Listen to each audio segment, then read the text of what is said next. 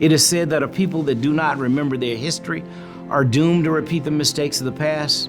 It's been 57 years, and we know the dream all right, but just some of us haven't realized the significance of it.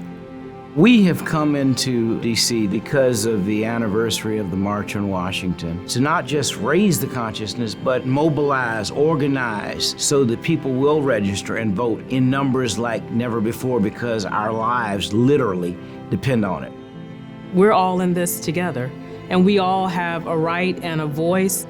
As African Americans, that right has been bought with blood. Dad said one of the most important steps you have to take is that short step to the ballot box. A voteless people is a powerless people. In our struggle for justice, there are no permanent victories. We must vigorously defend our right to vote, because those rights were paid for with the blood of those lynched for seeking to exercise their constitutional rights. He said that we must not forget the days of Montgomery. We must not forget the sit-in movement. We must not forget the freedom rides, the Birmingham movement, and Selma. Papa King, we won't!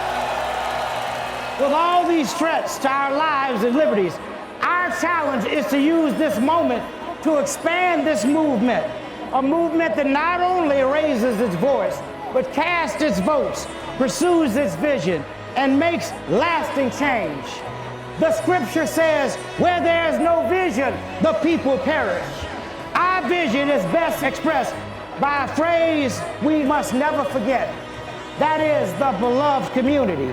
An America where the triple evils of poverty, racism, and violence will be replaced by peace, justice, and shared abundance, and where hate and fear finally give way to help and love.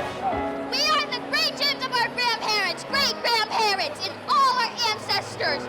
We stand and march for love, and we will fulfill my grandfather's dream. To achieve that America, we need to raise our voices. We need to vote as if our lives and our livelihoods, our liberties depend on it. No person, no people are more keenly aware of the risk of disenfranchisement than those who've suffered from it. There's a knee upon the neck of democracy, and our nation can only live so long without the oxygen of freedom.